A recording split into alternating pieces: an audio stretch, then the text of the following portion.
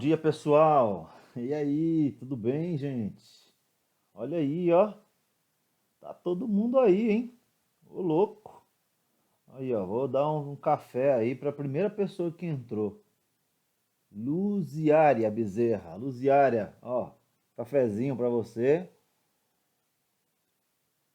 Primeira pessoa que se conectou aí com a gente, que apareceu para mim, ó. Bom dia para Rafaela, Biratã, Help, Biribinha, Silviane, Eduardo, Indianara, Arthur, né? Todo mundo. Eduardo, é que tá entrando Eduardo em outro link aqui. A Silviane tá no celular, Eduardo no outro. Vai carregar a internet aí, pô. Vai todo mundo no mesmo. Sidney, e aí, Sidney? Bom dia. Bom dia, Youssef. Quem mais? Rafa Gracioto, Kelly Gracioto, bom dia para vocês, queridos. Bom dia para Val. E aí, Val, seus pais, como é que estão? Bom dia para eles aí. Fiquem bem, né? Tá a galera entrando aí, gente. Bom dia para vocês. Eu acho que talvez domingo que vem a gente volte com os cultos presenciais, hein, gente? Porque lembra daquele filme Veste o casaco, tira o casaco, põe o casaco. A gente está assim, né? Tem hora que é perigoso, aí agora já 15 dias depois, o que que mudou para liberar, né? Vai entender. Mas vamos que vamos. Semana que vem, se Deus quiser, vamos tentar aí nos organizar, pelo menos ali ver quanto que é a quantidade de pessoas que é seguro, né? De repente 25, acho que é 25 ou 30%. E a gente voltar aos cultos presenciais também, tá? E vai ser naquele esquema, né, gente, de reservar o ingresso lá, claro que não tem ingresso, mas é o sistema online que dita os nomes que se dão para isso, né? Você vai ter que reservar sua vaga lá e comparecer, né? Porque agora a- a- a- permitindo só 30% ou 25%, fica mais difícil as pessoas encontrarem lugar para ir no culto e fica mais concorrido, né? Então você que reserva o lugar precisa comparecer. Então essa semana aí a gente deve ter novidades, né? Tá entrando a Cíntia e o Gabriel aí também. Bom dia para vocês. Deus abençoe. Quero começar orando, que hoje a gente vai falar sobre, continuar falando sobre o livro de Gálatas, né? E um tema importante hoje, que é a liberdade que nós recebemos em Cristo, né? Vamos explorar bastante isso hoje. Vocês que tiverem alguma pergunta, alguma dúvida, vai escrevendo aí, conforme a gente vai falando, e que até o final a gente tenta responder todas elas, tá bom, gente? Vamos lá. Muito obrigado, Senhor, por essa manhã. Louvado seja o teu nome, porque as suas misericórdias se renovam toda manhã e os nossos pecados não são capazes de nos destruir mais pela obra de Cristo na cruz e nós só te louvamos por isso, Pai. Pela tua graça, que é o que nos basta, Pai. Pedimos também, lembramos agora de pessoas que estão sofrendo por perdas de entes queridos, amigos, familiares, enfim. E também para aquelas pessoas que estão doentes. Pedimos também que o Senhor alcance essas pessoas, Pai, que elas nesse momento consigam perceber o quanto precisam do Senhor, Pai. Assim, em nossas vidas, porque a nossa vida é como uma neblina, a Bíblia diz, como uma nuvem que logo se dissipa, Pai. É tão frágil, né? É tão frágil, né? Tão limitada, né? E então nós dependemos de um Deus que cuida de nós e zela por nossas vidas a todo tempo. Te louvamos por isso, em nome de Jesus. Amém. Muito bem. Então vamos lá, né? Estávamos parados, aliás, paramos semana passada no capítulo 5 do livro dos Gálatas, ok? Carta de Paulo aos Gálatas, né? Capítulo 5. Estamos ali na última parte, né, do livro, antes da conclusão, é lógico, né? Estamos ali na última secção do livro. O livro é dividido em três partes, né? Três blocos, né?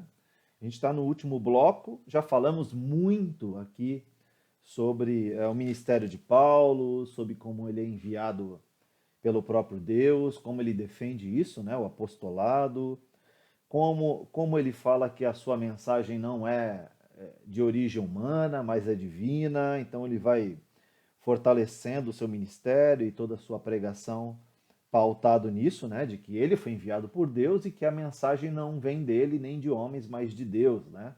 E é claro que ele está fazendo um contraste dos ensinamentos humanos, né, dos preceitos humanos, das tentativas do ser humano de criar as próprias regras e buscar as suas próprias justificações, né, por coisas que você faz, né? A gente sabe que existem outras religiões que são mais claros isso, que é mais claro isso, né? As pessoas realizam obras para que elas sejam justificadas, sejam salvas, enfim. E hoje em dia tem muito cristão, muito evangélico, né, por assim dizer, que vivem um pouco disso, né? Querem acrescentar algo àquilo que Cristo fez na cruz já. Então, para a salvação, Cristo nos salvou pela graça, né? Nós somos salvos pela graça mediante a fé em Cristo Jesus. É só isso, né? Agora, a gente fica tentando se mutilar, né? E se sacrificar, né? E se martirizar, né? Se chicotar, né? Em outras palavras, para a gente tentar se sentir melhor, né? Olha, eu preciso sofrer, eu preciso ter uma vida mais, ah, mais de mais obrigações, né? De mais realizações para que eu atinja essa salvação. Não, esquece isso, porque nós somos salvos pela graça de Cristo e somos salvos mediante a fé, né, que temos nele, crendo que ele é o Salvador, crendo que ele é Deus, crendo que a sua mensagem é suficiente para as nossas vidas, é isso que salva. Agora, as obras a gente realiza ah, ah, como consequência disso, né? Então eu sou grato a Deus por ser salvo pela graça, eu não merecia, né? Eu era pecador ainda quando ele me chamou. Paulo escreve isso aos Romanos, né? Olha, éramos ainda pecadores quando ele nos escolheu e tal. Então, a gente faz por gratidão, né? Então a gente se dedica porque a gente entende que é o melhor. Então eu não preciso é, ter uma vida de honestidade, né, para conseguir a salvação, porque eu não sou honesto o suficiente para receber a salvação por conta disso, entendeu? Então ele me salvou primeiro e agora eu vivo uma vida de honestidade porque eu entendo que é melhor essa vida, né? Deus se agrada dessa vida. Então eu vivo por gratidão a Deus, eu faço isso em sacrifício, né?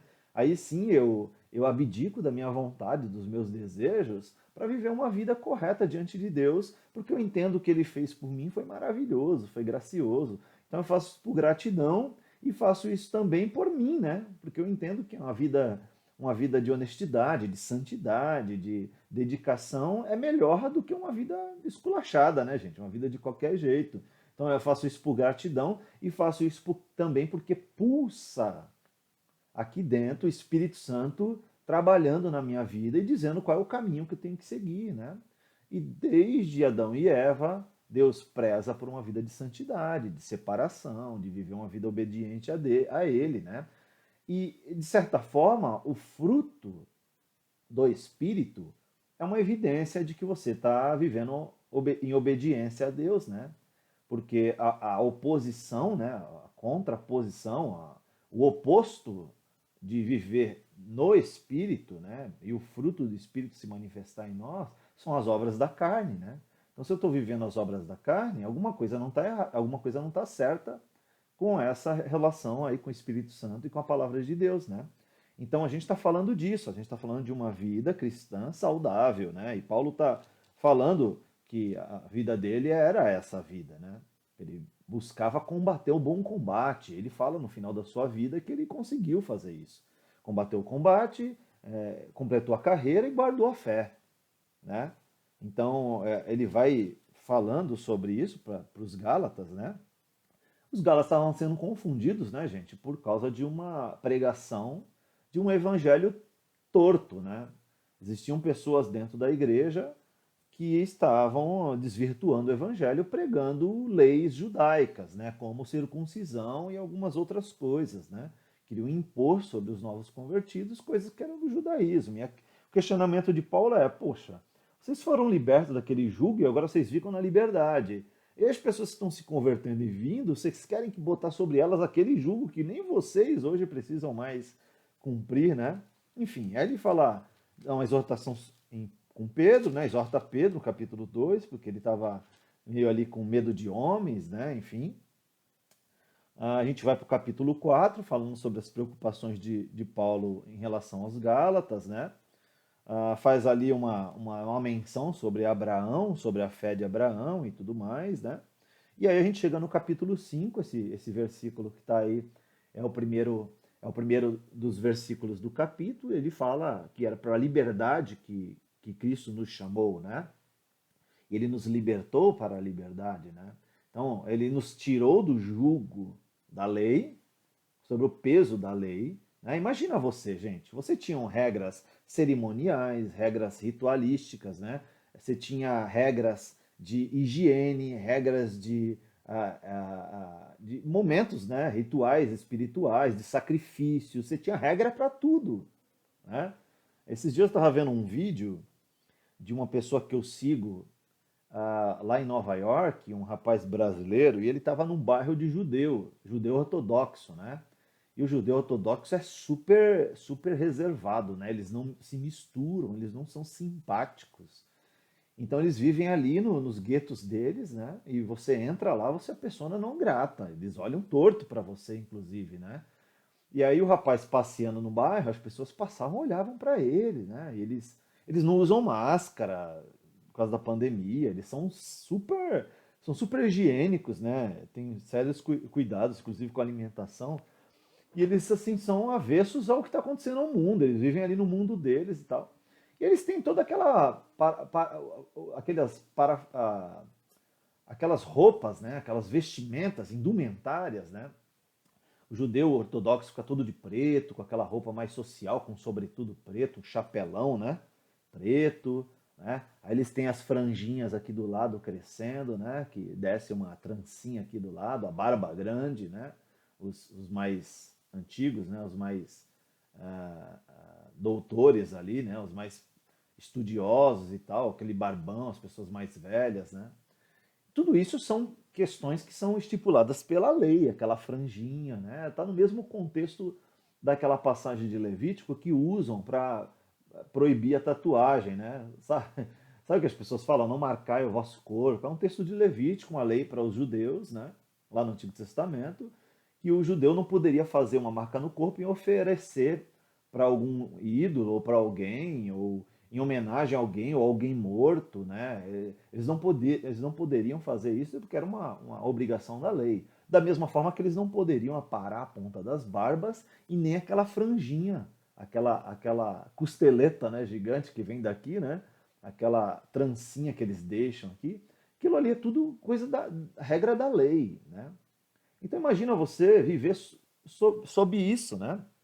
Você tem que sacrificar o animalzinho ali anualmente, você fazer as oferendas, participar dos rituais, participar das festas, né, de purificação. Você tem todo um ritual de limpeza, de higiene, um ritual com alimentação. É muita coisa, né? A questão dos dízimos, né? Que eles entregavam dízimo anual, acho que era o mensal, tinha um semanal, tinha vários. Por isso que o texto de Malaquias fala: trazei todos os dízimos, né?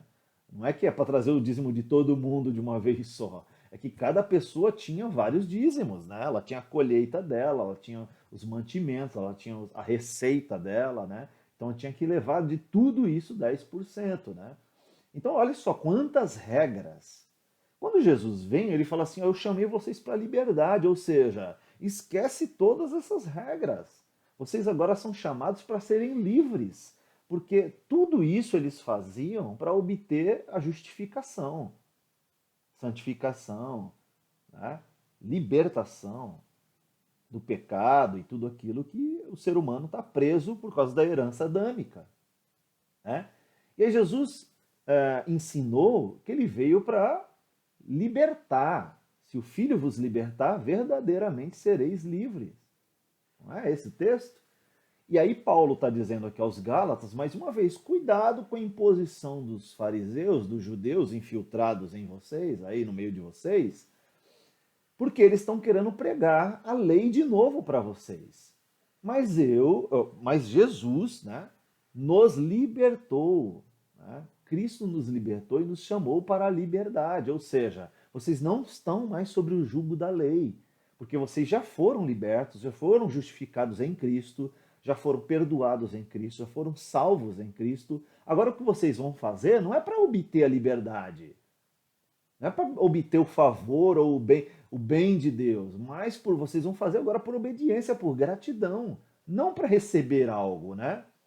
Tem algumas músicas, né? Tem algumas igrejas, inclusive, que falam sobre isso, né? De você se sacrificar para obter o bem de Deus, né? Para Deus olhar para você e agir em favor de você, né? Então, isso é trazer a lei para cá de volta, né? Trazer a lei de volta, fazer as mesmas coisas que os próprios judeus estavam fazendo naquela época. Você não conhece essas igrejas que põem lá a arca, aí as pessoas vão lá na frente, fazem a fila, tocam na arca, né? A pessoa dá a rosa de Saron, né? Aí você leva uma rosa para casa e põe lá num vasinho, que é quando ela murchar, ela tira todo o mal da sua casa e você joga no lixo, tua casa fica purificada, né? Eles não fazem isso? Levar a aguinha de Israel, água benzida em Israel, orada pelos 318. Aí você leva, dá para o seu marido beber, que ali ele vai mudar tudo, vai ser transformado. Tudo isso é lei, né? Muitos desses princípios eles tiram lá do Antigo Testamento, que não tem nada a ver com a igreja. Olha aí Paulo falando, né? Vocês não estão sob o jugo dessa regra. Você sabe que uma vez eu estava falando com um pastor amigo meu, lá no mestrado, inclusive, e aí a gente estava falando sobre dízimos, né? E aí eu falei para ele que a gente não pregava dízimo na igreja aqui, por razões óbvias, né, gente? O Novo Testamento não fala sobre dízimo, né? Coisa da lei, como a gente está falando aqui. E o Novo Testamento trabalha com a questão de que as pessoas são livres para ofertarem o que querem, como querem. E isso não traz peso menor, não traz, sabe por quê? Por causa da responsabilidade que a gente tem como cristão. O Novo Testamento fala que tudo que a gente tem é de Deus, então o que você oferta na igreja é tão importante quanto o que fica com você. O que fica com você, você também deve usar para o reino. Entende isso? Então é uma pessoa que você vai dar uma cesta básica, é alguém que você vai ajudar financeiramente, é um missionário que você vai contribuir, é uma necessidade de alguém que você vai ajudar. Ou seja, você tem que ser um bom dispenseiro, você tem que controlar suas finanças, tudo que você tem, e usar isso para o reino de Deus, a sua casa, o seu carro, né? Tudo que você tem é de Deus. Então, essa é a teologia do Novo Testamento. Então, o que você vai ofertar lá na frente? Não sei. É responsabilidade sua, relacionamento seu com Deus. Então você faz isso, a Bíblia só fala para você ser generoso e fazer isso com alegria, só. Agora, quando você vai lá e fica tentado de dar menos, aí você tem que pensar, porque você tem que trabalhar alguma coisa no seu coração, entendeu? Tá vendo como traz uma responsabilidade? Se dá os 10%, aí você, ó, já dei tudo, então tô tranquilo, agora faço o que eu quero. O Novo Testamento te traz uma responsabilidade, cara, que você vai ficar pensando, caramba, eu podia ter dado mais. Olha que sacana que eu sou, né? Então o Novo Testamento te coloca nessa situação. Aí eu conversando com esse meu amigo, ele disse para mim, Márcio, eu concordo com você, mas a minha igreja não está pronta para ouvir isso. E eu também não estou pronto para falar sobre isso. Por que ele falou aquilo? Porque as pessoas só sabem viver pela regra. Se ele chegar lá e der essa liberdade, as pessoas vão parar de ofertar. Muitas delas param, né? Porque entendem errado também, né? Falar, não tem obrigação, não. Então agora, né? Vou aproveitar e vou comprar um celular novo, né? As pessoas fazem isso, né? Não entendem qual é o princípio do negócio, né? Mas as pessoas preferem serem orientadas por regras. Não, faz isso, faz isso, faz isso. Não faz isso, não faz isso, né? Então as pessoas ficam ainda querendo viver pela regra. Você vê que as igrejas que mais enchem são aquelas que põem regras. A religião que mais cresce no mundo é o islamismo, né, gente? Você quer uma religião que põe regra, que mata, que reza no seu Alcorão, na sua Bíblia, né? no seu livro lá, reza que você tem que matar as pessoas que discordam, que não creem em Allah. Você pensa que não está escrito isso lá? É que alguns interpretam de um jeito, outros interpretam de outro. Uns são mais radicais, né? Mas está escrito lá, né? Uns são menos radicais, outros são mais, mas está escrito lá que é para matar aqueles que não concordam com a religião deles, que não obedecem a Allah, né? Então é a religião que mais cresce no mundo. No Brasil tem comunidades gigantescas, na Europa tem países que já são dominados. A França, por exemplo, diz que não tem nem como voltar mais atrás, que eles param para fazer a reza deles na rua, para parar o trânsito, para a cidade, porque eles param no centro de Paris e se ajoelham, aquela multidão de gente fazendo as orações deles lá para lá, e eles param o trânsito, param a cidade, e quem vai fazer o quê? Você não vê recentemente que eles tocaram fogo em igrejas, cometeram atentados lá, os mais radicais, né? Então, é isso. E é a religião que mais cresce no mundo. Você vê como o ser humano quer regra, precisa de regras, né?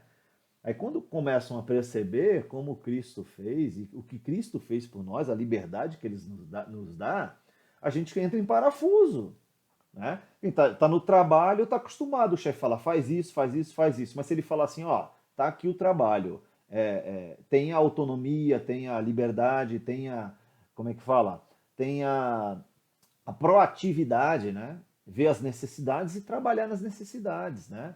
E aí o cara entra em parafuso, porque ele está acostumado a receber regras, a ouvir o que ele tem que fazer, né? A vida é assim, né? Então você está em casa, por exemplo, com a família, você precisa ser proativo, né? Então, é uma gaveta que quebrou, é uma porta que está fazendo barulho, enfim, ninguém vai chegar para você, tô aqui o WD, passa em todas as portas que estão com barulho. Não, você tem que ter a proatividade de ir no mercado, comprar o produto, vir e fazer, né? Aquilo tem que te incomodar a tal ponto de você tomar uma atitude, né? Essa é a liberdade que Cristo nos deu e que Paulo está dizendo, né? Olha, tenha liberdade, né? Ele usa aí essa palavra, né? Essa ideia de ah, é livre, você é livre do domínio do pecado, né? Livre do domínio do pecado, né? Então essa é uma questão importante para a gente avaliar aí na teologia de Paulo aos Gálatas, né? Não voltem mais, né? Essa ideia, não voltem mais àqueles princípios que te escravizavam, né? Olha que interessante aqui, a palavra que ele usa na sequência. Permanecei, pois, firmes, e não vos submetais de novo ao jugo da escravidão. Ele está falando da lei, né? Poxa, vocês vão invalidar aquilo que Cristo fez por vocês, né? Então, por isso que ele está usando essa palavra, né? Permanecer, é uma palavra importante aí no Novo Testamento, né? Que demonstra aquela ideia de você permanecer manter a sua posição, né? Também traz essa ideia de perseverar, né? Persistir, insista, insista firme, não ceda a falsos ensinos, né? Aproveite dessa liberdade, né? Lembra daquela música antiga, né? Aproveite a liberdade que o nosso Deus te deu. Lembra? Comece a cantar e glorificar o teu nome. Lembra? Era um reguezinho, né? Era tão bonitinha aquela música, né? Aproveite a liberdade que Deus te deu, né? Para viver uma vida cristã saudável, né? Permaneça firme, persista nessa liberdade, entendendo, né? Como que funciona essa liberdade, porque Paulo vai dizer em outra oportunidade, que nós não podemos usar essa liberdade para dar ocasião à nossa carne, né? Então assim, então eu sou livre, então eu posso fazer o que eu quiser? Você pode, você tem a liberdade de fazer o que você quiser. Mas o que vai demonstrar as atitudes que você vai viver a partir dali? As atitudes que você vai realizar daqui para frente. né? Ela vai demonstrar realmente que você entendeu o Evangelho, que você realmente tem um relacionamento com Cristo, né? Você vai aproveitar essa liberdade para viver uma libertinagem. Paulo fala para não confundir isso, né?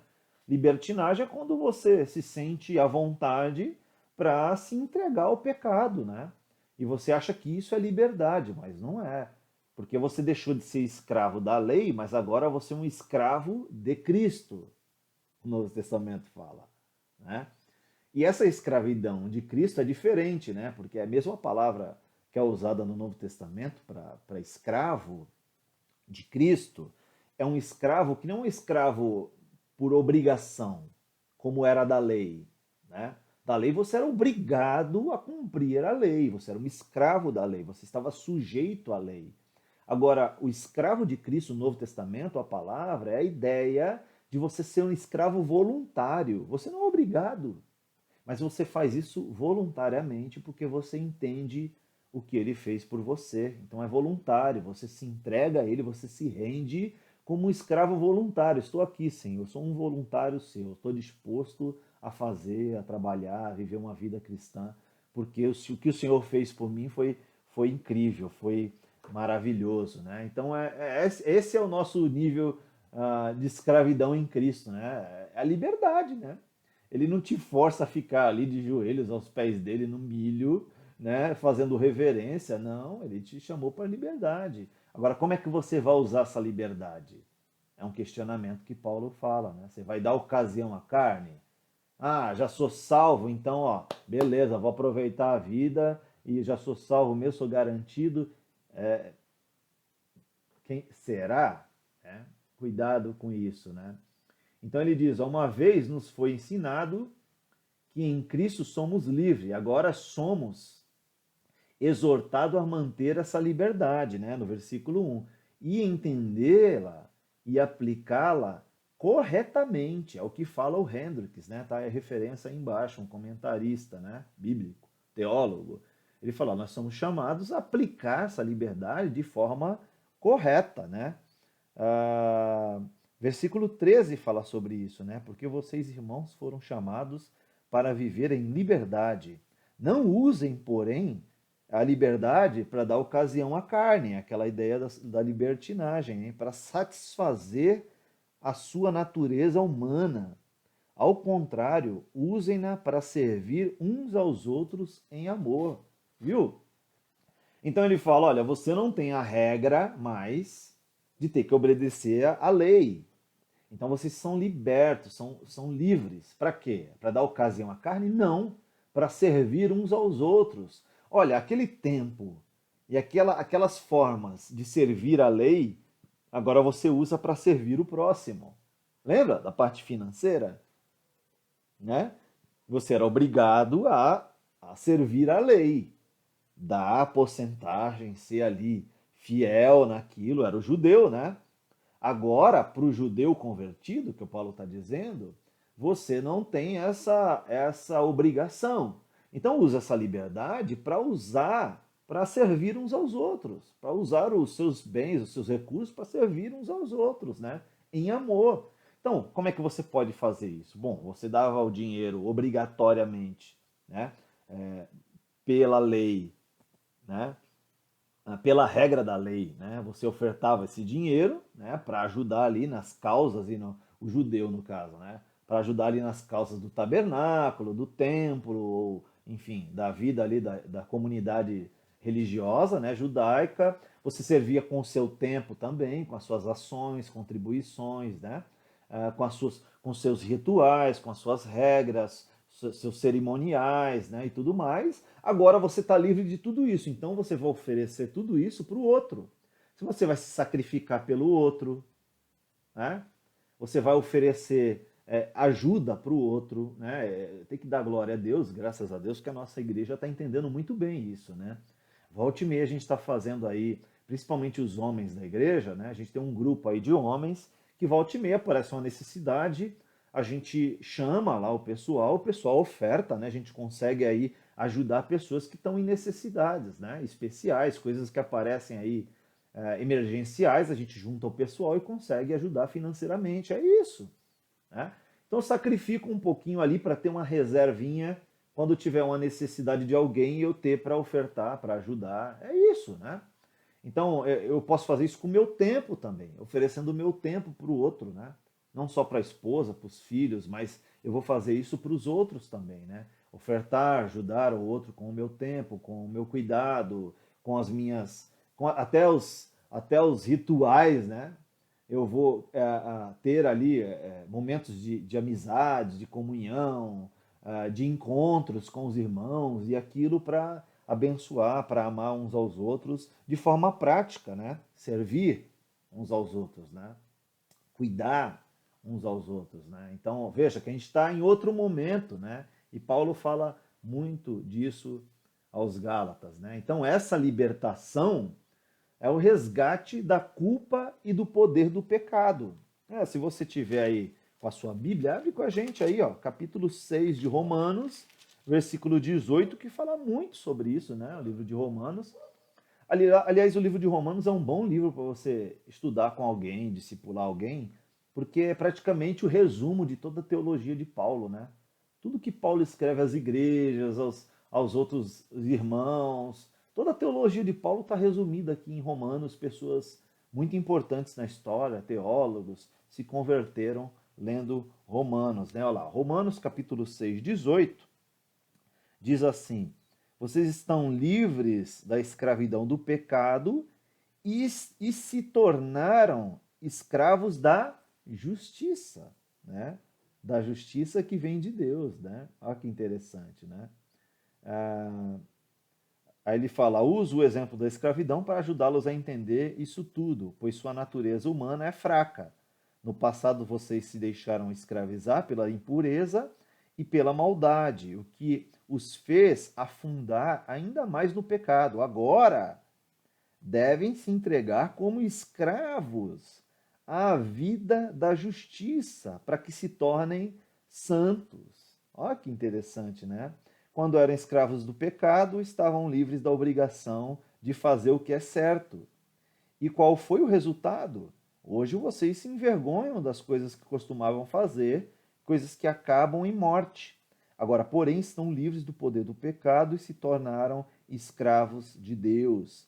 Fazem aquilo que conduz à santidade e resultam na vida eterna. Pois o salário do pecado é a morte, mas a dádiva de Deus é a vida eterna em Cristo Jesus, nosso Senhor.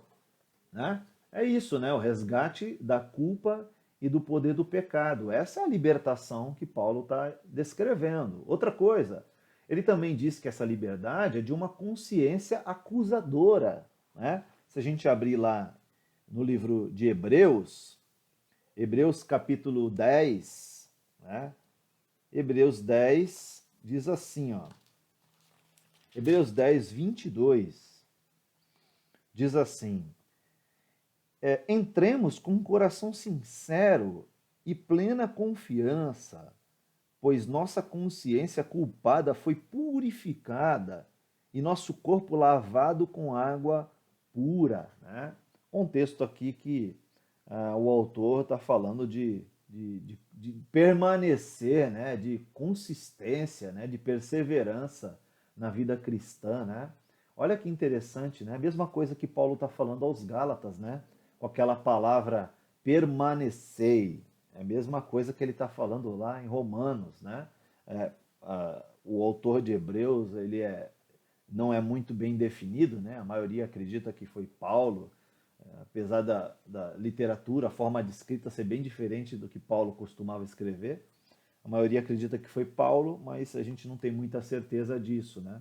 Mas é a mesma ideia, né? De permanecer, de insistir, de conservar essa ideia de liberdade, né? De libertação, né? Também a liberdade, né? Essa liberdade é a liberdade da ira de Deus. Olha lá, Romanos, a gente volta para Romanos, capítulo 5, versículo 1. O próprio Hebreus aí fala sobre isso, né? E tem um outro texto de Hebreus aí no próprio Hebreus 27. Olha lá, um pouquinho mais embaixo. Há somente a assustadora expectativa do julgamento e do fogo intenso que consumirá os inimigos, né? Essa é a ira de Deus. Né? Então haverá as pessoas que pregam que Jesus, que Deus é só amor, né?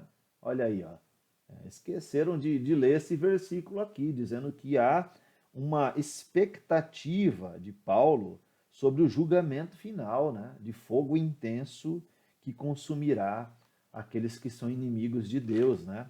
Ó, Romanos capítulo 5, então, versículo 1, que é o nosso texto aqui, que é parecido com o nosso texto aqui, né, de Gálatas 5:1 também.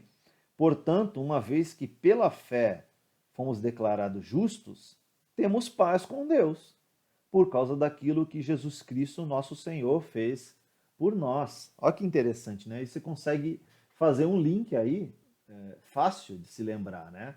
Quando você lê Gálatas 5:1, você lembra de Romanos 5:1, que é uma explicação sobre aquela liberdade que Paulo está falando aos Gálatas 5:1, né? Você faz aí uma ligadura, né? Como a gente fala na música, uma ligadura de um versículo ao outro, né? De um texto ao outro, Paulo dando explicação aí aos romanos sobre essa liberdade, né? Então, nós somos livres da ira de Deus também, além da culpa e do poder do pecado, dessa consciência acusadora que nos acompanha e também da ira de Deus, ok? Outra questão também da tirania de Satanás, né? Da escravidão ali, do domínio de Satanás, né? A Bíblia fala que o mundo jaz no maligno, né? E os poderes desse mundo estão controlando aí a vida das pessoas, né? Enfim, e a gente tem aí também o texto de 2 Timóteo 2:26, que vai falar sobre essa tirania de Satanás, né? E aí eu quero ler com vocês esse texto aqui, Timóteo, 2 Timóteo, capítulo 2, versículo 26, diz assim, ó: então voltarão ao perfeito juízo e escaparão da armadilha do diabo que os prendeu para fazerem o que ele quer, né? Então, mais uma ideia aqui de Paulo, né? Paulo escrevendo a um jovem pastor, Timóteo, falando para ele instruir as pessoas, ensinar as pessoas, né? E que o ensino, né? Essa instrução fará as pessoas a viverem no perfeito juízo, né? Se converterem, né? Escaparão dessa armadilha do diabo que prendeu as pessoas, né? E fazem o que quer, faz o que quer das pessoas, né? Gente, não é à toa o que a gente está vivendo, a luta que a gente está vivendo mundial, né? E aqui nacional também, de todas essas confusões que estão tendo aí, né? Isso não é só humanamente falando, né? Não é algo humanamente falando, né? Tem obra de Satanás por trás, escravizando, condicionando as pessoas, né? Controlando as pessoas, os males dessa vida, né? Então, não tem muita esperança não, né? Então, Paulo fala também, né, sobre essa tirania de Satanás, que nós somos libertos também desse domínio, né? E aí, especialmente, o texto fala que ele está particularmente falando sobre essa liberdade da lei, né? Então, nós somos libertos do poder do pecado, certo?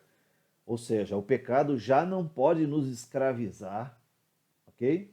Então, assim, se você tem algum pecado que está te atormentando, aquele pecado que toda hora aparece, algo que você não consegue largar, ora, busca a Deus e reivindica, né, no bom sentido, é, não aceite, né, viver escravo do pecado, porque você já não precisa mais desse pecado.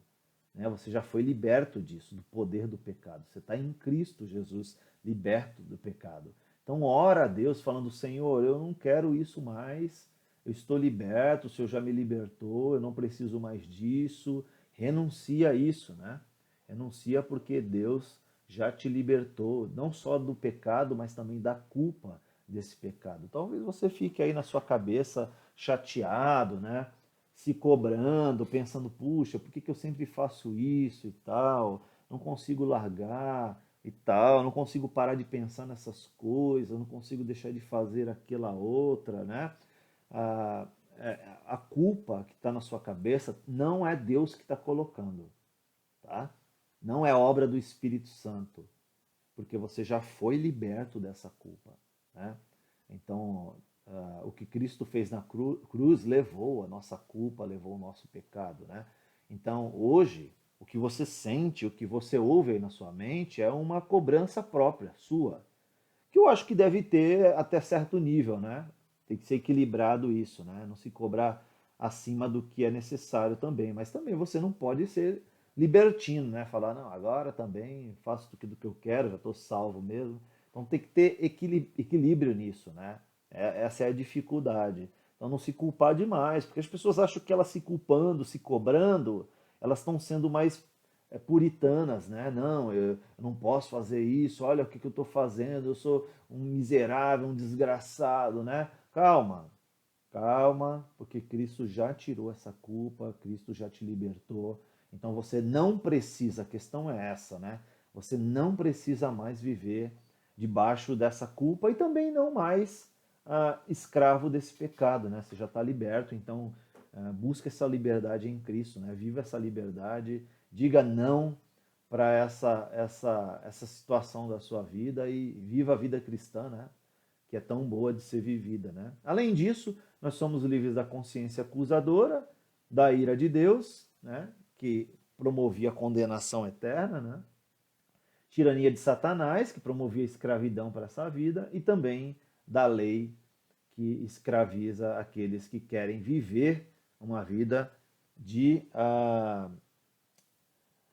autojustificação, né? É essa coisa, né? As pessoas querem se autojustificar, né? Então, assim, não basta, o que Cristo fez na cruz é pouco, não, eu preciso dar umas chicotadas aqui, né? Não, eu preciso entregar 5 cestas básicas por mês, para eu me sentir mais, né, justificado. Não, agora eu estou fazendo bem. Não, tenho que ajudar aquela velhinha a atravessar a rua, né? Não, eu tenho que dar dinheiro no semáforo. Você sabe que, normalmente, as pessoas dão dinheiro no semáforo não é porque querem ajudar aquela pessoa, sabia? Muitas vezes a pessoa está querendo ali uma autojustificação, tá vendo? Eu ajudo as pessoas. Não, eu já tenho tanto, né?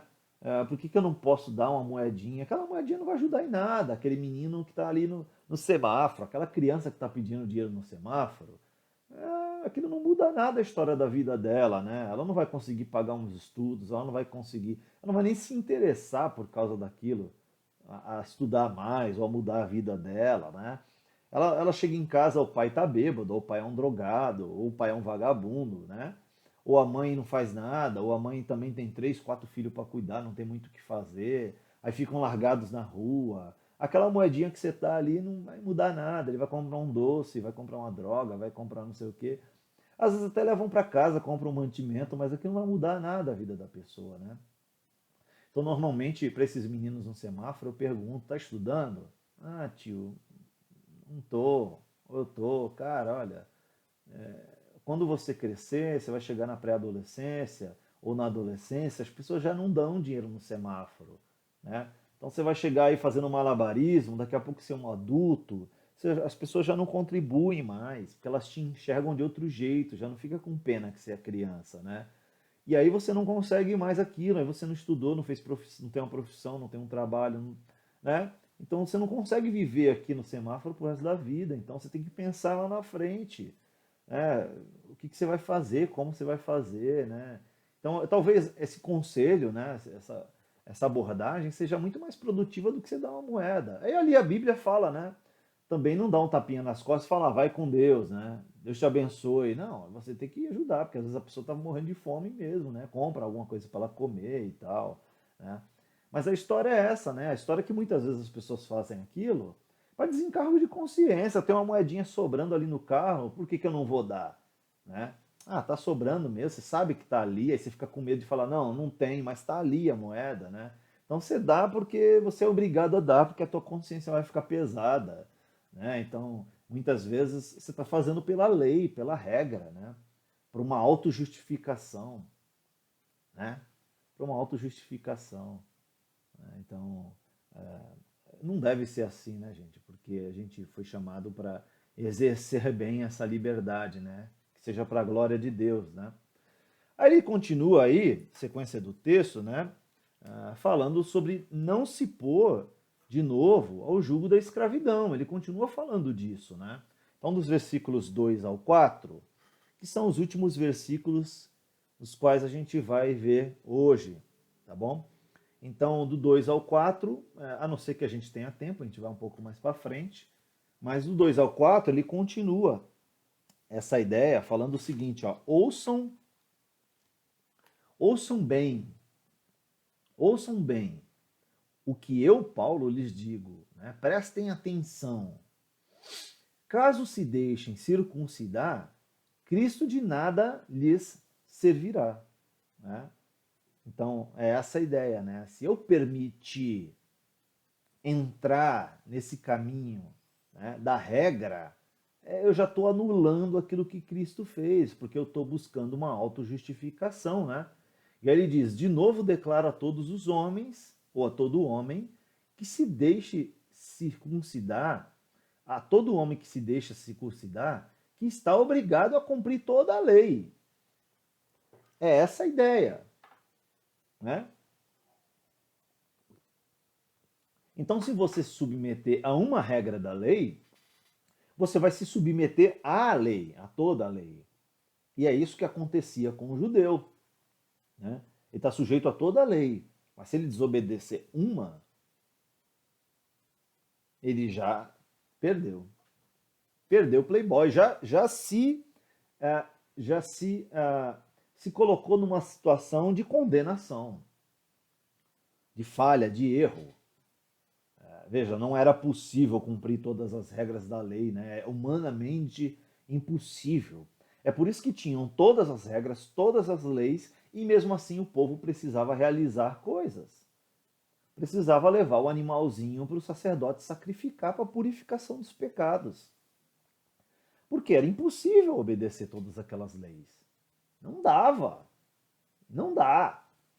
Né? E o jugo era esse, né? Porque nessa impossibilidade de cumprir todas as coisas, as pessoas estavam sempre culpadas.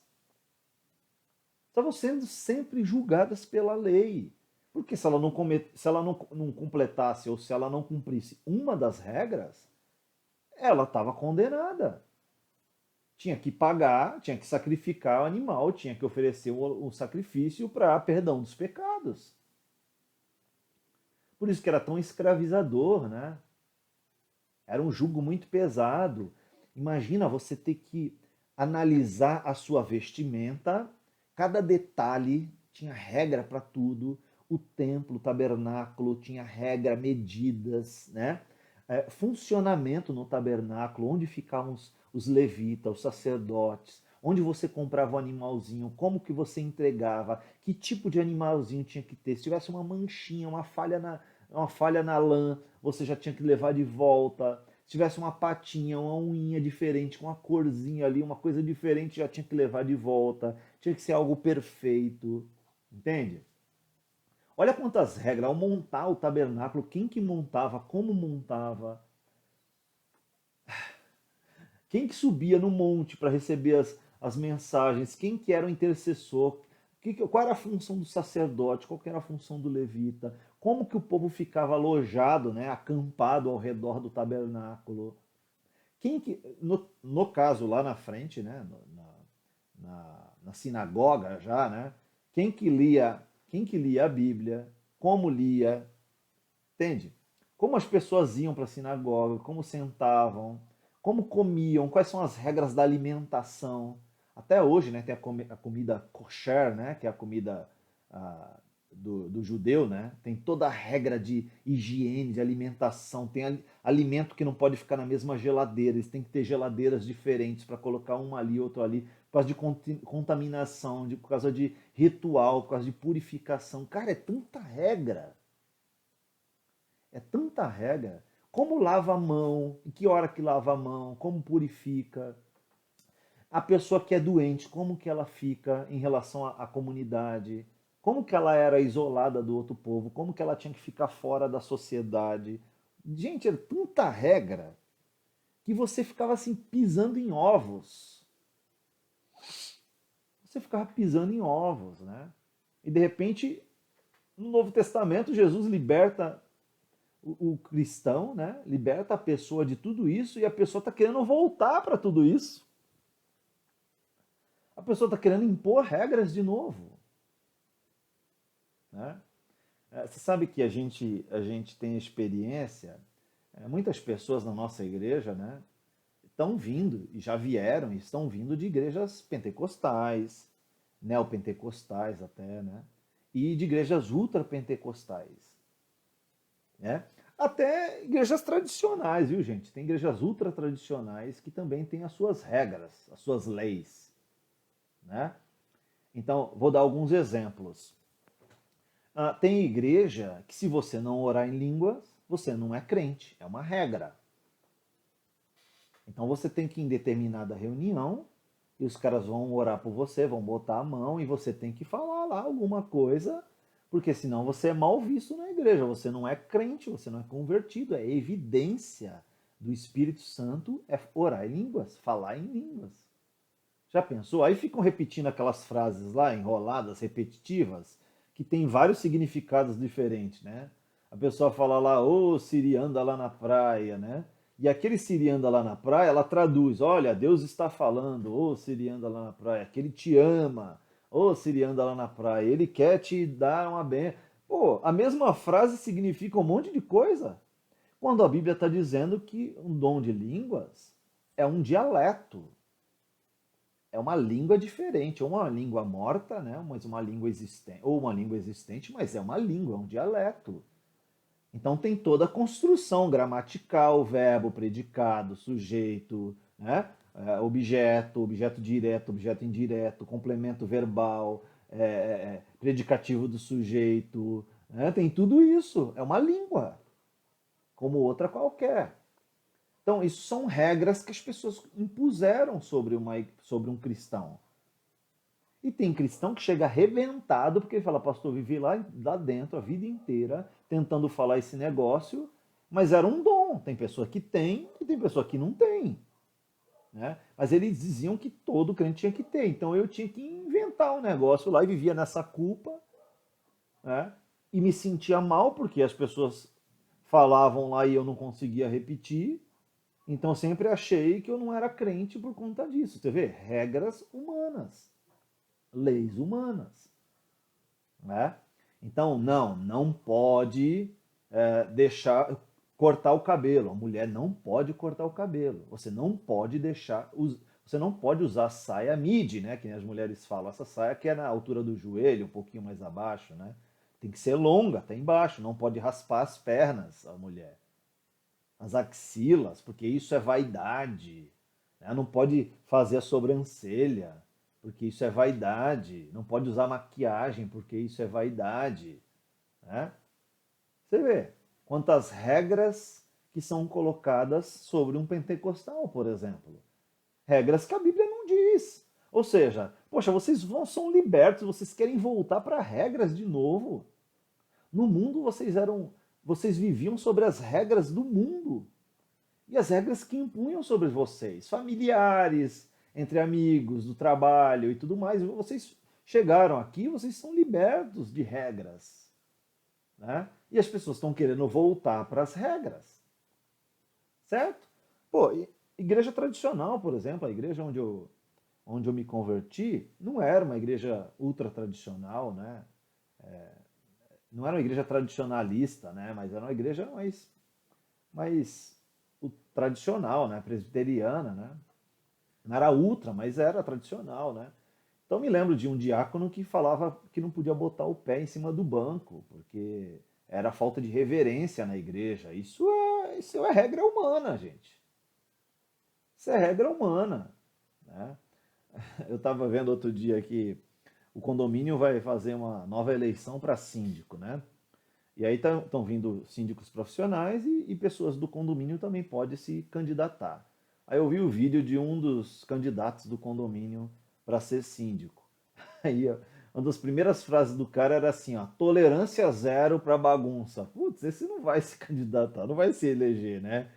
Porque dentro de um condomínio as crianças brincam, né, gente?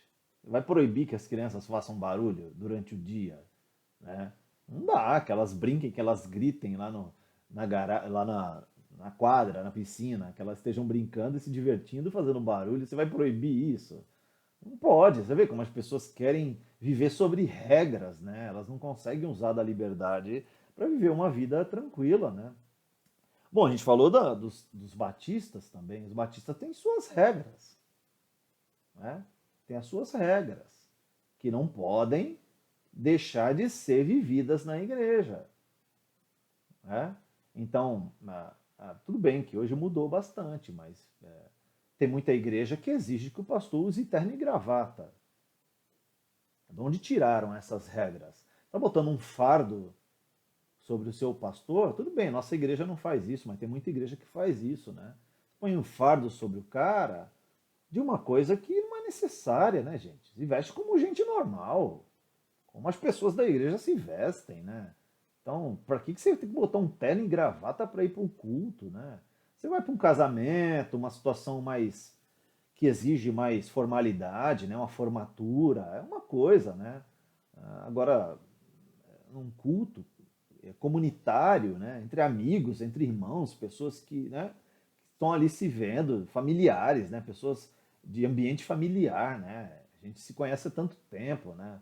Para que essa formalidade num ambiente como esse, né? Não faz sentido. Não é uma roupa que a gente usa, né? Se ainda fosse uma roupa que a gente usasse no dia a dia, né? Tivesse nesse contexto, né? Não é. Então, para que impor essas regras, né? Ah, coisas como essa, né? Coisas como essa. Então, ah, uma fidelidade, né? Uma fidelidade fora do comum, né? Há uma denominação, as regras que a denominação impõe, né? Então, sei lá, por que, que a Igreja Batista, eu falo isso sempre, né? Por que, que a Igreja Batista não tem presbítero, né? Isso é um termo bíblico, né? Ah, não, quais são os oficiais da igreja? São os diáconos, né? Mas diácono é outra função na igreja, não é a função de presbítero. Por que, que não tem presbítero? Por causa da igreja presbiteriana, né?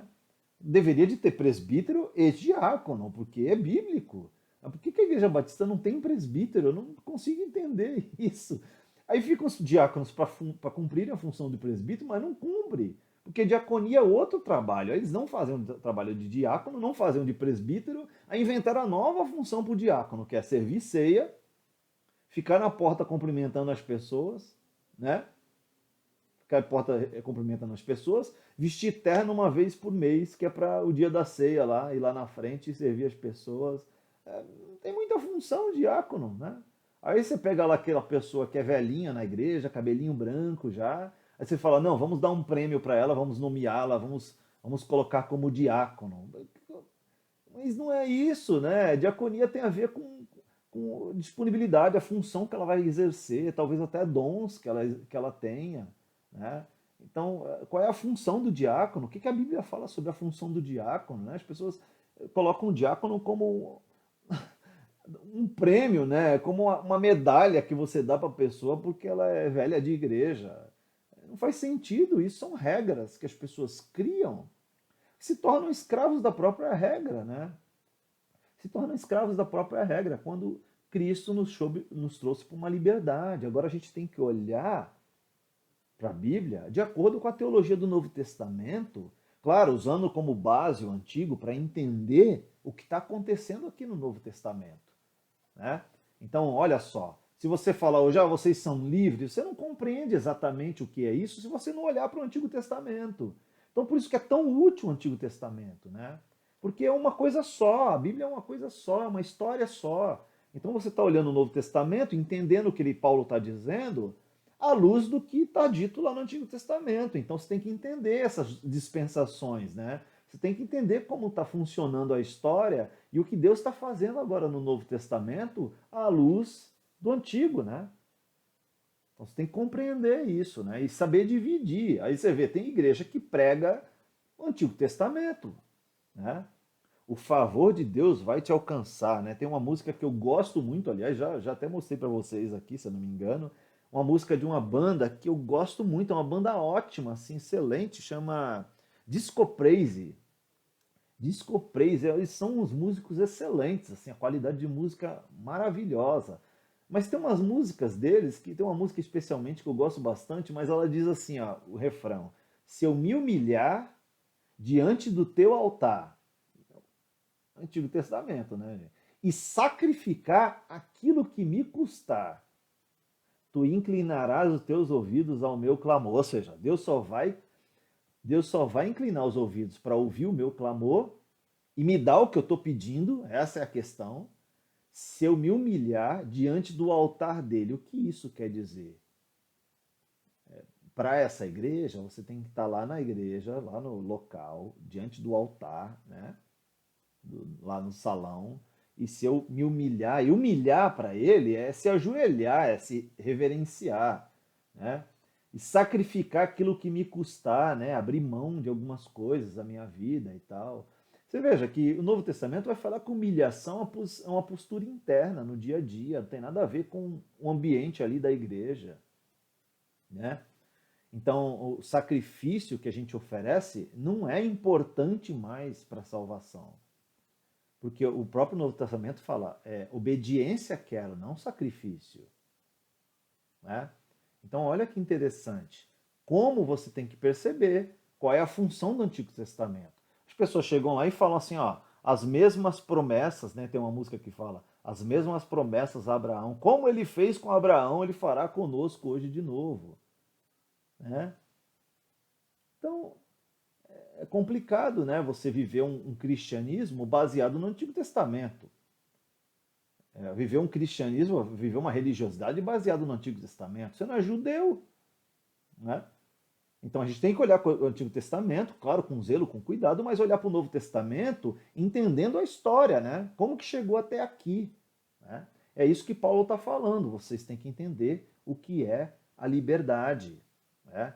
De novo, declara todo homem que se deixa circuncidar, que está obrigado a cumprir toda a lei. Então, se você se submeter a uma parte da lei, então você está vivendo sob a lei.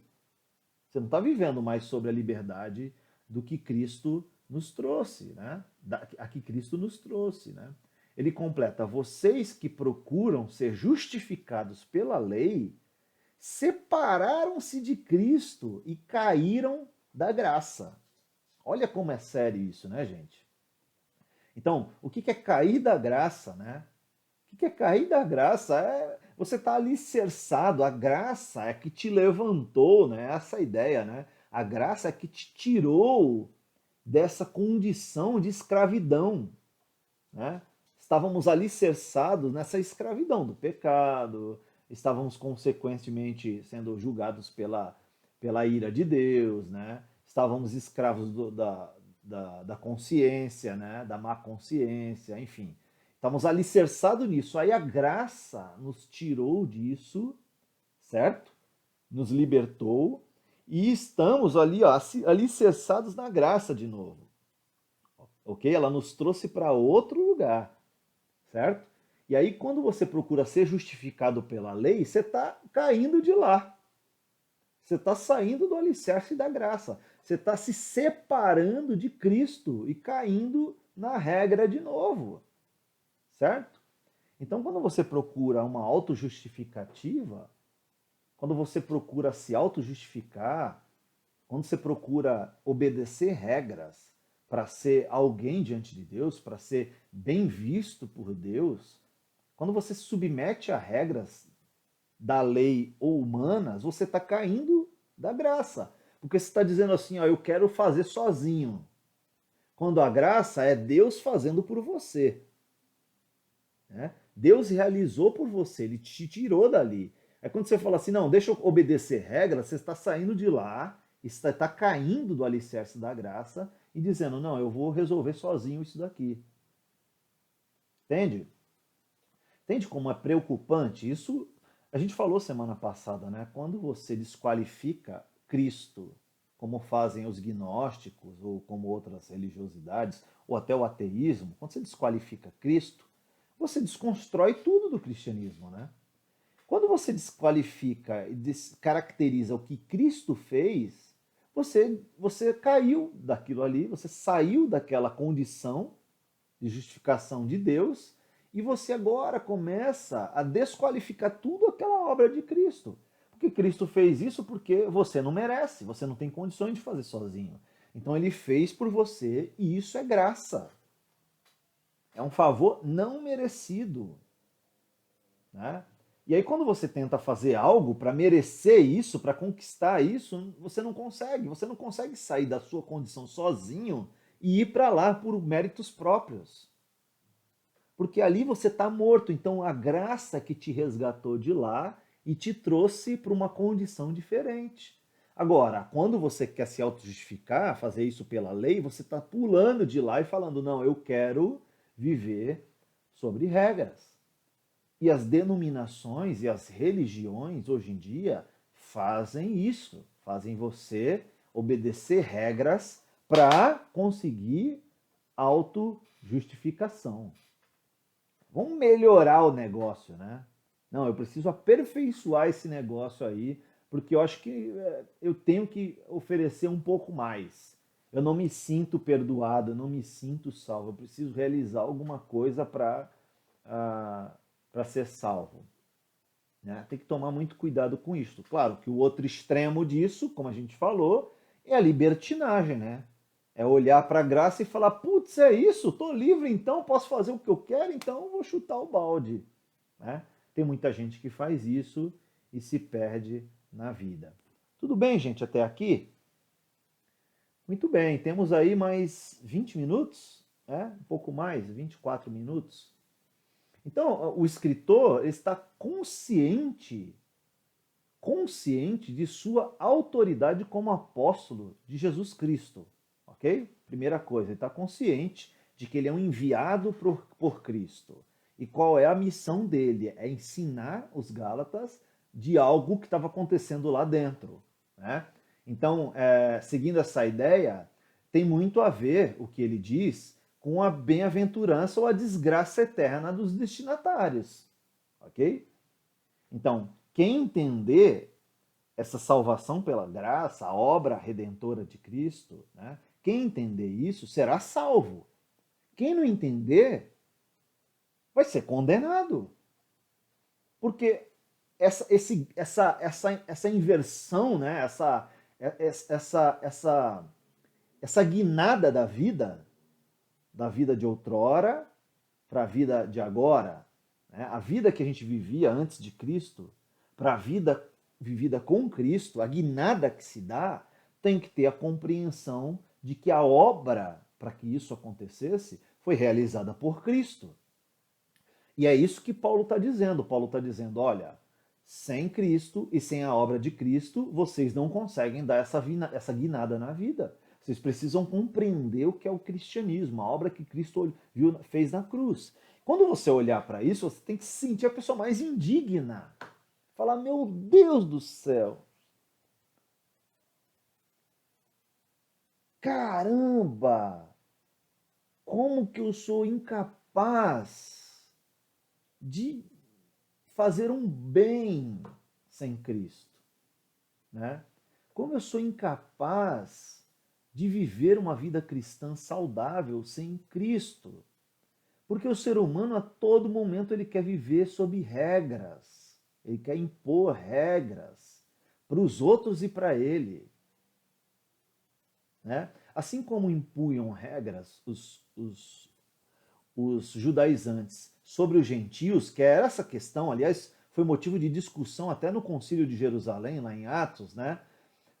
Os judaizantes, eles queriam impor regras sobre os gentios que nem eles mesmos deveriam cumprir mais, que nem eles cumpriam mais, das quais eles foram libertos. Eles queriam colocar um jugo sobre os gentios. Ah, tá muito fácil a vida desses gentios aí, vamos colocar umas regrinhas aí para dificultar, que não é tão fácil chegar na postura e na posição de um fariseu, né? Olha, de um zeloso pela lei, convertido, mas zeloso. Olha aí, eu vivi tantas regras e sofri até aqui. Não, os gentios têm que sofrer um pouquinho também, né? Você vê que na igreja a gente faz isso às vezes, né? É ou não é, gente? Hã? Ah, aquela pessoa, olha a roupa que ela está vestindo. Não, ela tinha que vestir uma roupa assim, assim, assado. É, não pode vestir a camisa do Corinthians num evento da igreja. Olha que coisa mais antibíblica, anticristã, né? Nossa, mas por que você vai num jogo de futebol, né? Existem todos esses moralismos, né? Esses moralismos dentro da igreja, falsos moralismos, na verdade, né? Falsos moralismos, né? Porque a Bíblia ainda nos ensina ali princípios morais, né? Mas não moralismo, uma coisa imposta pelo ser humano, né? Que ele acha que é moral, que é reto, que é correto, né?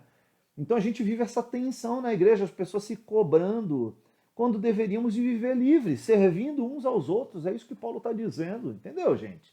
Então, a pessoa pinta o cabelo de roxo, por que aquilo? Poxa, mas ela é livre para fazer aquilo.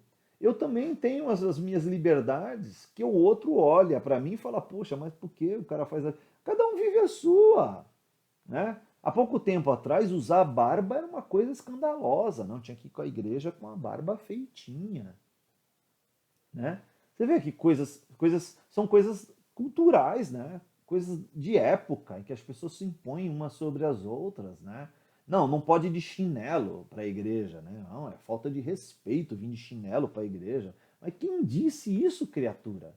Quem disse isso? Você percebe que esses falsos moralismos, essas regras que estão na igreja, nas igrejas hoje em dia, elas podem ser esse tipo de coisa que Paulo está condenando.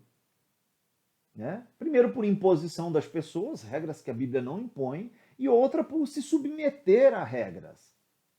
Né? Para tentar uma autojustificação por causa de posturas. Né? Então você entra na igreja, você tem que sentar de um jeito, você tem que falar de um jeito. Né?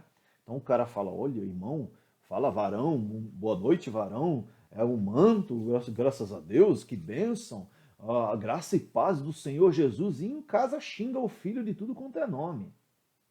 Bate na mulher, não lava uma louça, não passa um pano no chão para ajudar a esposa, né? Não lava um banheiro, não limpa uma privada, não coloca um papel higiênico, né? Acabou o papel higiênico, fica lá 3, 4 dias sem papel higiênico no banheiro. Pô, pega lá um rolinho lá na despensa, coloca lá no lugar, cara, faz um vento, né? Então, assim, a gente quer viver essa religiosidade no ambiente religioso quando a gente mesmo não consegue nem cumprir. E Cristo nos chamou para essa liberdade. Perceba que isso é tão crucial para a vida cristã que as pessoas que estão vivendo essas regras dentro da igreja, talvez elas não tenham entendido o principal sentido da vida cristã.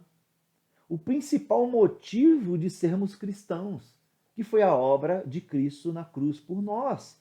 Coisa para a qual ou na qual a gente não consegue acrescentar nada. Perceba como é tão sério esse princípio. É por isso que você encontra lá em Romanos Paulo falando sobre isso. Você encontra em Hebreus, o autor de Hebreus falando isso. Você encontra isso em Gálatas, em outros mais textos. Né? Jesus, em sua vida na terra, né, seus 3 anos de ministério, Jesus, não vou falar cansou, porque não cansou, mas insistiu nesse assunto com os fariseus. Insistiu com esse negócio de farisaísmo, de hipocrisia, né?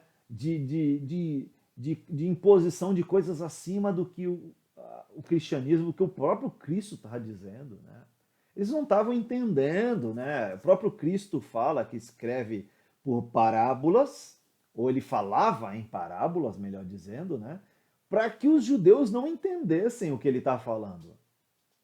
Né? Porque dentro da cosmovisão do judeu, o que Jesus estava falando, eles não iam entender, eles iam entender de outra forma. Então Jesus falava em parábolas para que os seus discípulos, os seus seguidores entendessem, mas que os fariseus não conseguissem entender. Ele fez isso de propósito, por causa da hipocrisia dos fariseus. Veja que quem não entender bem essa mensagem de Jesus, é possível que nem se converta, gente.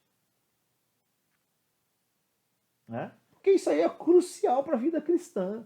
Sabe quando Jesus chega na casa de Marta e Maria?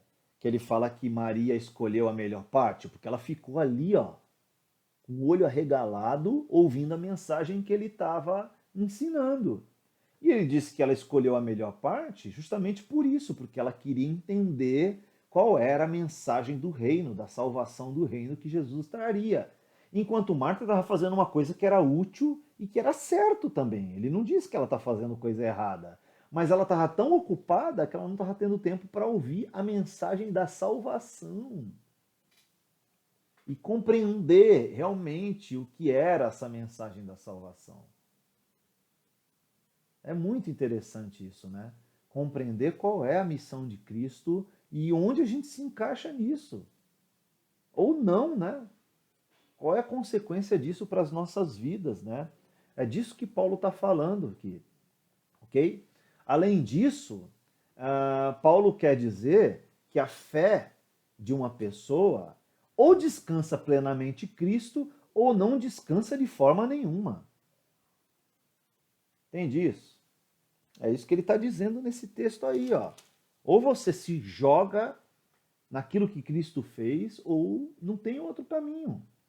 Ou você vai pelo que ele está fazendo por você, ou o que ele fez por você, ou você não vai conseguir de outra forma, né?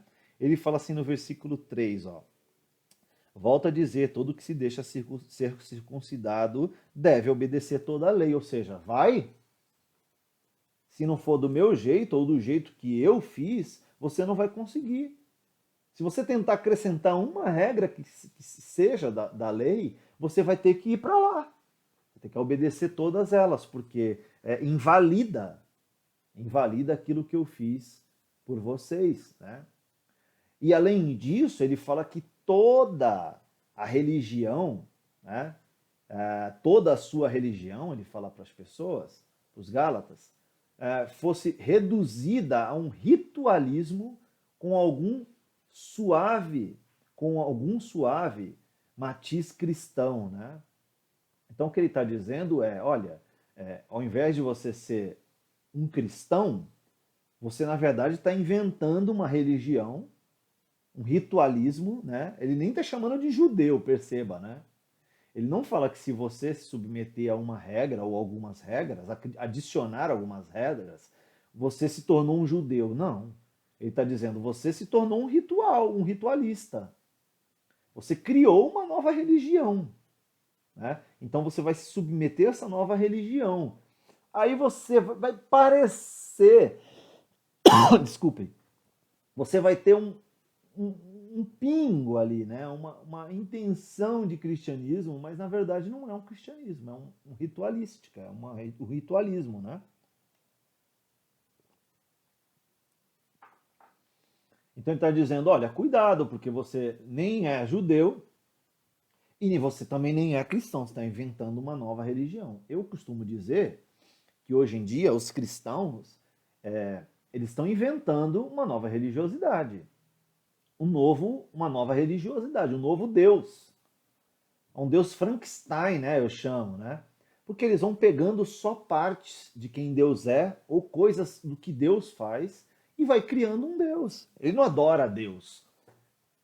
Tem cristão que não adora, não serve a Deus, ele serve algumas partes do que Deus é. Ou seja, ele serve aos atributos. Ele não serve ao Deus. Vou dar um exemplo disso. Então você sabe que um dos atributos de Deus é que ele é bondade. Deus é bom. Toda a bondade emana de Deus. Se alguém faz algo de bom, é porque isso ainda é reflexo da criação, né? Deus nos fez a imagem e semelhança. Então nós carregamos ainda resquícios, né? Que foi prejudicado por causa do pecado, mas ainda há resquícios aqui dessa imagem e semelhança. Então se a gente realizar algo de bom, isso é reflexo da bondade de Deus, do que Deus é. Então, se eu conheço esse atributo de Deus e alguns mais, talvez eu não esteja servindo a Deus, eu esteja servindo ao atributo, né? Não, meu Deus é bom, ele cuida de mim. Ah, Deus é bom, Deus me providencia as coisas que eu preciso. Não, Deus é bom, Deus preserva a minha vida, Deus cuida da minha família.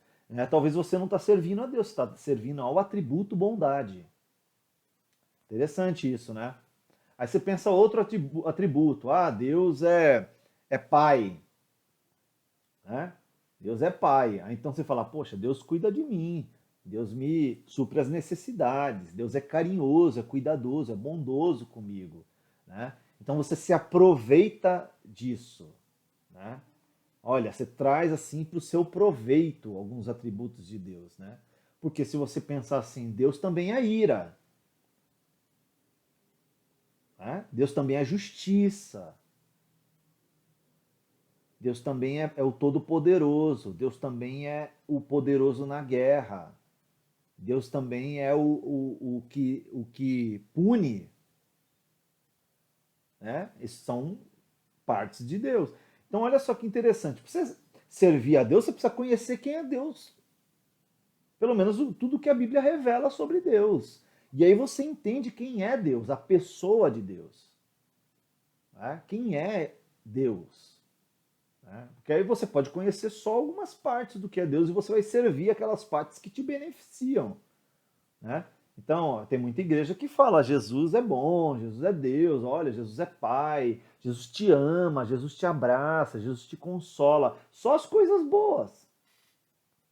Jesus confronta, Jesus disciplina, né? Jesus condena, Jesus julga, mas essa parte a gente deixa de lado. Então a gente conhece um Deus ali bonachão, né? Um Deus, né? Bananão, né? Quase, né? Então talvez você não sirva a Deus, talvez você não sirva a Deus, você sirva uma ritualística, né? Um ritualismo, né? Você reduziu o cristianismo a uma religião. E a gente tem que tomar muito cuidado com isso daí, tá? E a gente parte para o final com esse último conceito aqui. Se eles aceitam a circuncisão, crendo que ela é necessária à salvação, ou pelo menos necessária a uma salvação mais plena, então Cristo não será de nenhum proveito. Um Cristo suplementado é um Cristo suplantado, né? Então, suplemento é aquilo que você adiciona a uma dieta, por exemplo, né? Então, os caras que fazem halterofilismo, eles tomam alguns suplementos para que os seus exercícios é, consigam alcançar, atingir resultados mais rapidamente, né? Então você tem ali uma série de vitaminas no corpo, de proteína, de carboidratos, e sim, uma série de coisas que eles exploram para, no bom sentido, para atingir um resultado físico mais rápido. Então eles tomam esses suplementos para que adquiram mais essas, essas partes do corpo, né? Essas vitaminas, não sei como falar isso, essas questões que são próprias do organismo, para que isso potencialize, né, um preparo físico maior, né? Atletas fazem isso normalmente, né? Eles tomam suplementos para que eles atinjam uma forma física atlética mais rápido, mais duradoura, enfim, atinjam níveis de competição profissional, né? Então eles precisam ser suplementados. Suplantado é quando você coloca algo por cima, acima, né? Você não acrescenta algo para ajudar, mas você coloca uma outra coisa por cima. É como se você, sei lá, vestisse uma roupa com enchimento de músculos, né? Como se você vestisse uma roupa de músculos, né? Você injetasse, né? Você injetasse alguma coisa química, né? Alguma coisa para inchar na hora, né? Injetasse um silicone no braço para o braço ficar cheio, né? Sem esforço, né? Sem muito esforço, né? Então você coloca algo para substituir, né? Você coloca algo por cima, algo que esconda, algo que não seja natural, né? Mais do que isso, né? Que seja bem artificial, né? Você substitui, né? Algo, né? Então o que ele está dizendo é que quando você adiciona algo à ideia da salvação, né? Quando você adiciona algo no processo de salvação, algo que o homem realiza, você está suplantando né? Você está suplantando, né, um Cristo, né? Uma salvação. Então, se você adiciona algum suplemento, alguma vitamina a mais, algo que você acrescenta ao que Cristo fez na cruz, um Cristo suplementado, um Cristo bombado, né? É um Cristo suplantado, né? Ou seja, a obra de Cristo na cruz, quando é adicionada algo de Cristo na cruz, você substitui o que ela fez, porque ela não precisa de nenhum acréscimo. É essa a ideia, né? Isso é prejudicial para o evangelho, para a sua vida cristã, né? Principalmente porque você está substituindo a obra que Cristo fez na cruz. Está substituindo a obra que Cristo fez na cruz, né? Quando você lá na igreja ultra tradicionalista, né, fala que a ceia do Senhor tem que ser ultra restrita, ou seja, ela só pode ser servida para crentes daquela igreja local. Então, se for um amigo teu, um familiar teu que é de outra igreja e for visitar aquela igreja, ele não pode tomar a ceia, porque a ceia é servida só para aquela comunidade local. Você não está adicionando regras, né? É claro que essas regras não são para salvação, né? Que é o que a gente está falando aqui. Mas eu estou dando um exemplo de como a gente coloca regras que não existem, né? Como a gente coloca regras que não existem, né? Por que que um culto correto é aquele culto que é realizado dentro da igreja local, dentro do prédio, né? Por que você não pode estar cultuando com a sua família em casa, assistindo pela internet, reunido com a sua família em casa, e vocês ali em casa realizando um culto, acompanhando a orientação de quem está pela internet, mas o culto está realizado ali na sua casa. Aliás, os cultos aconteciam na igreja primitiva, reunindo de casa em casa. Quantas pessoas se reuniam nas casas naquela época? Eram mais de 3.500 pessoas, pelo menos. Qual é a casa que recebia todo mundo? Elas estavam divididos nas casas, é óbvio. A diferença é que você consegue centralizar quem tá comandando, quem está dirigindo o culto pela internet. Todos estão acompanhando aquela pessoa que está direcionando lá na sua casa. Naquela época não existia isso. Senão eles teriam feito, muito provavelmente, né? Então, como é que a gente quer padronizar, dizer que o culto só acontece quando a gente está no prédio, lá todo mundo reunido? Então, qual é o número mínimo? Se eu com a minha família aqui, 5 pessoas em casa, imagina, né? Não é um culto? Qual é o número mínimo? Existe um número mínimo? E existe um lugar específico? Né? Então, eu sou contrário a essa ideia, tem que tomar muito cuidado com essas ideias, que eu vi muitas pessoas importantes falando por aí que o culto online não é culto, né? Então, temos que pensar um pouquinho mais sobre isso aí, tá bom? Então, um Cristo suplementado, ou Cristo bombado, é um Cristo suplantado, não é mais ele, é outro. Né? Então, nós não podemos fazer nada e não temos nada que podemos acrescentar à obra de Cristo na cruz. Beleza, gente? Foi joia? Deu para pegar aí? Né? Deu para pegar? Muito bem. Hoje à noite nós vamos nos reunir ainda online, ok? Então, você em casa aí esteja com a sua família num culto familiar, né? Dirigido por nós lá do prédio, né? Através da live. Mas fica aí com a sua casa, sua família, num culto, né? Então eu acho interessante para não descambar também, e aí eu vou concordar com os camaradas, né? Com os colegas que falam isso. Se você não estiver em casa concentrado, a família sentadinha ali, todo mundo prestando atenção, participando, né, louvando a Deus. Poxa, que bênção, é isso. Poxa, essa palavra. Olha, gente, perceba, o pastor está falando esse texto, é verdade. Você participando ali do culto, né, realizando o culto na sua casa. Na hora que a gente for orar, todo mundo fecha os olhos. Não precisa fechar os olhos, né? Mas ali todo mundo orando ali na sua casa também. Agora, se tiver um na cozinha batendo prato, outro com o celular ligado na música, outro vendo vídeo, aí realmente aquilo não é um culto, né, gente? Agora, se tiver todo mundo ali reunidos no mesmo propósito, acompanhando a mensagem, cantando os louvores, aí eu considero que isso seja